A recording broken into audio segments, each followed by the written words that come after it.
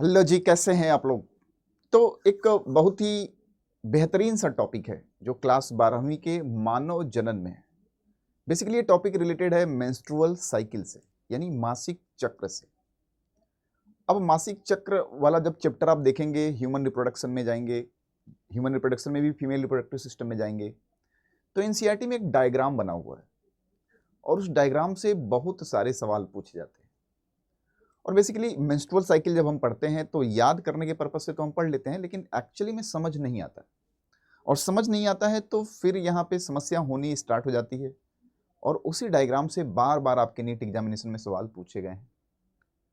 और टॉपिक है hormones of menstrual cycle, यानी ये 28 दिन की होने वाली जो प्रक्रिया है महिलाओं में, उस 28 दिनों में कौन कौन सा हार्मोन होता है अवेलेबल और कौन कौन सा हार्मोन किस समय ज़्यादा किस समय कम, फंक्शनल एक्टिवेशन यानी फंक्शनली कौन ज़्यादा एक्टिव रहता है किस समय पे, कौन थोड़ा कम रहता है एक्टिव, किसका क्या फंक्शन होता है हमारे यूट्रस पे, कैसे क्या फंक्शन परफॉर्म करता है, किस चीज़ के लिए मेंस्ट्रुअल साइकिल में वो जिम्मेदार है। इन तमाम बातों का राज जो है, इन तमाम बातों को आप पढ़ते तो हैं, प्रयास करते हैं कि आप रट भी लें, बट स्टिल हो नहीं पाता। और एग्जामिनेशन में उस टॉपिक से आए हुए सवाल को आप कहीं ना कहीं उतने कॉन्फिडेंट तरीके से नहीं अटेम्प्ट कर पाते जितना कॉन्फिडेंट रियल में होना चाहिए। चलिए आपके इसी कॉन्फिडेंस को मैं गेन कराता हूँ, टॉपिक को बहुत प्यार से हम समझेंगे। जैसे कि मेंस्ट्रुअल साइकिल हम पिछले वीडियो में पढ़ चुके हैं, मासिक चक्र के बारे में पढ़ चुके हैं, तो डेफिनेटली मेंस्ट्रुअल साइकिल का अगर कॉन्सेप्ट आपका क्लियर ना हो तो पिछला वीडियो प्रीफर कर सकते हैं ताकि आप इस वीडियो को भली भांति समझ पाएं। मेंस्ट्रुअल साइकिल के बारे में थोड़ा सा अगर इवेंट को मैं याद दिलाऊं तो जैसा कि हमने पढ़ा था कि भैया मेंस्ट्रुअल साइकिल या मासिक चक्र जो होता है वो 28 दिनों की होने वाली एक प्रक्रिया है, महिलाओं में होती है। 28 डेज की एक प्रक्रिया है, हमने ऐसे बांटा था। 28 डेज में हमने देखा था कि कुछ ब्लीडिंग फेज होता है जो लगभग 3 से 5 दिन का होता है। फिर हमारे यहाँ हमने बोला था कि पुट्टिकीय प्रवस्था होगा, यानी पुट्टिका यानी फॉलिकुलर फेज होगा, प्रोलिफरेटिव फेज भी बोलते हैं।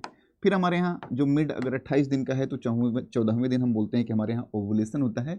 फिर हमारे यहाँ ल्यूटल फेज आता था। इन्हीं चीज़ों को रिमाइंड कराना है।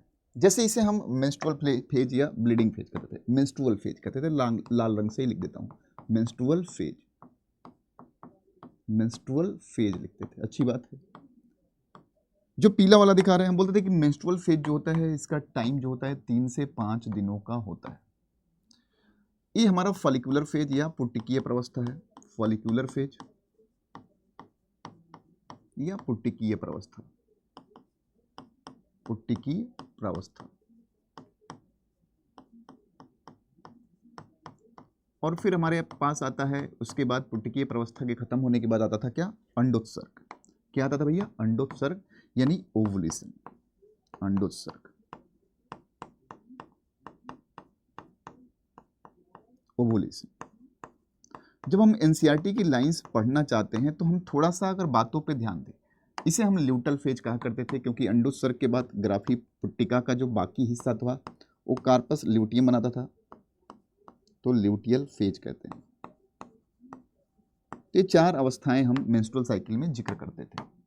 अब इन्हीं 4 अवस्थाओं में किस समय कौन सा हार्मोन ज़्यादा है वही पूछा जाता है और उसके अकॉर्डिंगली आपके यूट्रस में, गर्भाशय में होने वाले चेंजेस को साथ में रखा गया है डायग्राम में।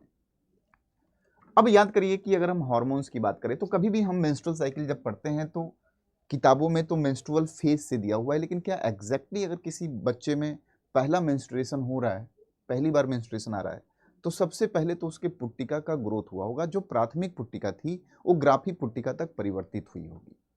तो हम क्यों ना वहीं से बात करें, यानी हमारा पॉइंट ऑफ प्रेफरेंस जो होगा वो होगा क्या, फॉलिकुलर फेज। पहले अगर हम मेंस्ट्रुएशन की बात करें तो फॉलिकुलर फेज में ज़रा सोचिए कि जब किसी महिला में पहला उसका मासिक चक्र आने वाला होगा तो उसके जब अपने माँ के पेट में थी और उस समय जो प्राथमिक पुट्टिका उसने बनाया था उसमें से कुछ पुट्टिका तो डीजनरेट कर गई थी जिसे फॉलिकुलर एट्रेसिया बोलते हैं, लेकिन जो बची हुई 60 से 80 हज़ार पुट्टिकाएँ हैं, इन्हीं में से जो बेस्ट होगा कुछ पुट्टिकाएँ वो ग्रोथ के लिए जाएंगी। और किसके वजह से जाएंगी, तो हम बोलते हैं कि जब हाइपोथैलेमस हमारा जीएनआरएच रिलीज करता है, हाइपोथैलेमस जब हमारा जीएनआरएच रिलीज करता था तो हम बोलते थे कि जीएनआरएच से उत्प्रेरित होकर हमारे यहाँ पीयूष ग्रंथि जो है, पिट्यूटरी ग्लैंड जो है, वो हमारे एफएसएच और एलएच को क्या करती थी, रिलीज करती थी, यहाँ की बात हम कर रहे हैं। यानी पुटिकीय प्रावस्था में दो हार्मोन होंगे।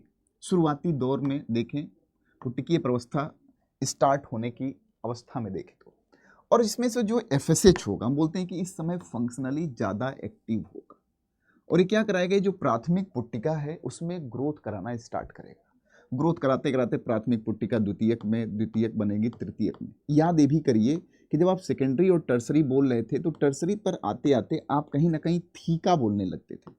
यानी पुटिकीय प्रावस्था में ही कुछ दिन आगे बढ़ेंगे आप तो एस्ट्रोजन और प्रोजेस्टेरॉन नामक हार्मोन भी मिलने लगेंगे आपको, क्योंकि थीका बन चुका होगा और उसमें भी एस्ट्रोजन ज़्यादा होगा। यानी पुटिकीय प्रावस्था में देखें तो ये चारों हार्मोन मिलेंगे हमें।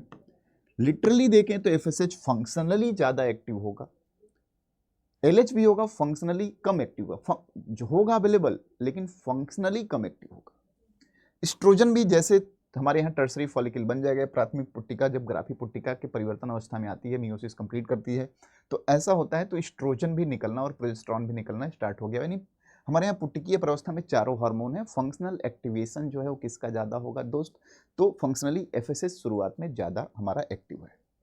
फिर हम बोलते हैं ग्राफी पुट्टिका में परिवर्तित हो जाता है, तो एक अवस्था ऐसी आती है जब हमारा LH ल्यूटिनाइजिंग हार्मोन बहुत ही ज़्यादा फंक्शनली एक्टिव हो जाता है। हम उस कंडीशन को LH सर्ज कहा करते हैं।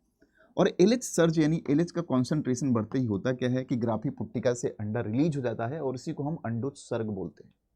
अब ये अंडा रिलीज होता था तो दो चीज़ें इसमें से निकलती थी, एक तो अंडा वाला पार्ट हो गया और दूसरा ग्राफी पुट्टिका का बचा हुआ हिस्सा जिसे हम कॉर्पस ल्यूटियम कहा करते थे। याद करो दोस्त, एक कॉर्पस ल्यूटियम प्रोजेस्टेरॉन ज़्यादा रिलीज करता है, प्रोजेस्टेरॉन ज़्यादा रिलीज करता है और एस्ट्रोजन कम रिलीज करता है। यानी होता दोनों है, लेकिन यहाँ पे प्रोजेस्टेरॉन ज़्यादा रिलीज किया जाता है, एस्ट्रोजन कम होता है। यानी प्रोजेस्टेरॉन फंक्शनली ज़्यादा एक्टिव है। और क्यों है, क्योंकि प्रोजेस्टेरॉन हमारे एंडोमेट्रियल लाइनिंग को क्या करेगा, इस काबिल बनाएगा कि अगर इस अंडे का फर्टिलाइजेशन या निषेचन हो जाए तो हमारे एंडोमेट्रियल लाइनिंग में उसका इम्प्लांटेशन या अंतःरोपण हो सके।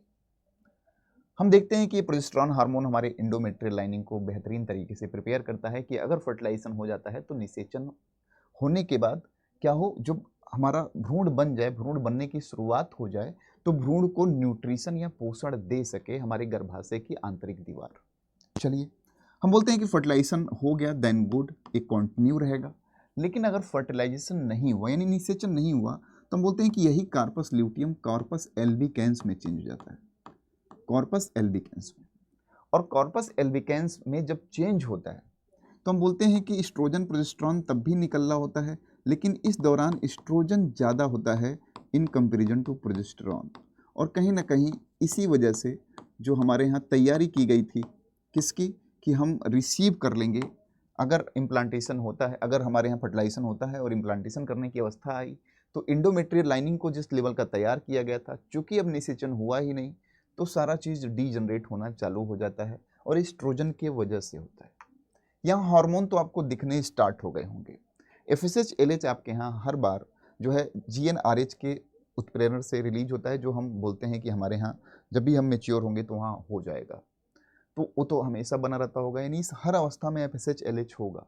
लेकिन एस्ट्रोजन और प्रोजेस्टेरॉन की बात करें तो FSH फंक्शनली ज़्यादा एक्टिव होगा, कब, तो प्रोलिफरेटिव फेज या फॉलिकुलर फेज में। LH एक दिन एक्टिव होगा और वो कॉज करेगा क्या, अंडोत्सर्ग को। यहाँ अगर हम अंडोत्सर्ग के पहले देखें और एस्ट्रोजन और प्रोजेस्टेरॉन के कंडीशन को देखें तो फॉलिकुलर फेज के कुछ दिनों बाद जब हमारे यहाँ तृतीयक पुट्टिका बन जाती होगी, टर्सरी फॉलिकल बन जाती होगी, तो एस्ट्रोजन प्रोजेस्टेरॉन थीका इंटरना से रिलीज होना स्टार्ट हो जाता होगा और उसमें भी एस्ट्रोजन ज़्यादा होता होगा। फिर हमने बताया अंडोत्सर्ग हो गया तो अंडे का जो बचा हुआ दूसरा हिस्सा था ग्राफी पुट्टिका का, वो बनाता है क्या, कॉर्पस ल्यूटियम। और वो कॉर्पस ल्यूटियम एस्ट्रोजन प्रोजेस्टेरॉन दोनों रिलीज करती है, but more amount of progesterone release करती है। फर्टिलाइजेशन हो गया तो ये परसिस्ट करेगा, अदरवाइज क्या होगा, ये कॉर्पस ल्यूटियम कॉर्पस एल्बिकेंस में चेंज हो जाएगा। और यही कॉर्पस एल्बिकेंस क्या है, प्रोजेस्टेरॉन एस्ट्रोजन रिलीज तो करेगा but more amount of oestrogen release करेगा। तो अगर इस कॉन्सेप्ट को समझ लेंगे तो हार्मोन का जो ग्राफ दिया हुआ है आपके एनसीईआरटी की बुक में, जिसको 3D के माध्यम से अगर हम देखें तो आपको ऐसे एस्ट्रोजन प्रोजेस्टेरॉन और LH FSH का क्या होगा, डायग्राम दिया होगा। सिंपल सी बात है, शुरुआत के 5 दिनों की बात करें तो कहीं ब्लीडिंग फेज होता है, लगभग कॉन्स्टेंटली सब दिखाया जा रहा होगा। दिख भी रहा होगा आपको। धीरे धीरे आगे बढ़ेंगे तो हमारे यहाँ पुट्टिकीय प्रवस्था की शुरुआत होगी और देखिए पुट्टिका धीरे धीरे बनने लगी और एक दिन ऐसा आएगा जब इसके पास थीका इंटरना बन गई होगी और थीका इंटरना बन जाएगी तो धीरे धीरे एस्ट्रोजन देखिए बढ़ना चालू हो गया। एस्ट्रोजन प्रोजेस्टेरॉन दोनों होंगे बट स्टिल एस्ट्रोजन ज़्यादा रिलीज करती है थीका इंटरना बिफोर अंडोत्सर्ग या ओवुलेशन। फिर क्या होगा, बढ़ते बढ़ते गए देखिए यहाँ पे FSH LH भी हैं, FSH फंक्शनली ज़्यादा एक्टिव है। अब क्या हो रहा है देखिए 13वां 14वां दिन जैसे आया वैसे LH बढ़ गया और एस्ट्रोजन भी पीक पे पहुंच गया। ठीक है, अब धीरे धीरे आगे बढ़ेंगे इसी में तो देखिएगा आपके यहाँ क्या है, LH एक ही दिन बढ़ा, LH सर्ज कर दिया, अंडोत्सर्ग हो गया और अंडोत्सर्ग होने के बाद जो प्रोजेस्टेरॉन अब नीचे जा रहा था अब देखिए उसका ग्राफ ऊपर होना चालू हो गया होगा, उसका ग्राफ ऊपर जाना चालू हो गया, यानी एस्ट्रोजन अब कम हो रहा है, प्रोजेस्टेरॉन ज़्यादा हो रहा है। फिर जैसे जैसे आगे बढ़ेंगे कुछ दिनों तक फर्टिलाइजेशन का वेट करेगा, फर्टिलाइजेशन नहीं होने के बाद देखिएगा क्या होगा, प्रोजेस्टेरॉन भी बढ़ने लगेगा, प्रोजेस्टेरॉन क्या होगा, कम होने लगेगा इन कंपेरिजन, लेकिन एस्ट्रोजन थोड़ा ज़्यादा बढ़ने लगेगा, देखिए ऐसा ऐसा, और अल्टीमेटली क्या होगा, डिजनरेट हो जाएगा सब कुछ। देखिए एस्ट्रोजन अल्टीमेटली बढ़ गया और यहाँ मेंस्ट्रुएशन यानी ब्लीडिंग फेज आ जाती है। तो कुल मिला जुला के एक कॉन्सेप्ट ही है जो आपके यहाँ क्या है दिया हुआ है आपके एनसीईआरटी में, और इससे बच्चे बहुत कंफ्यूज होते हैं इस कॉन्सेप्ट से कि कैसे मैं याद करूँ, कब क्या होता है अवेलेबल।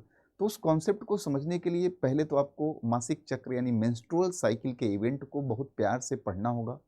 मेंस्ट्रुअल साइकिल के 28 दिन के साइकिल में कौन सा स्ट्रक्चर कब बन रहा है और उस स्ट्रक्चर से कौन सा हार्मोन स्रावित होता है, इस बात को भी बहुत ध्यान से पढ़ना होगा। कब किसकी फंक्शनल एक्टिविटी ज़्यादा है, कब किसका रोल है, उसके हिसाब से भी उसके कॉन्सेंट्रेशन में उतार चढ़ाव होगा। बस यही एक बेसिक सा कॉन्सेप्ट है।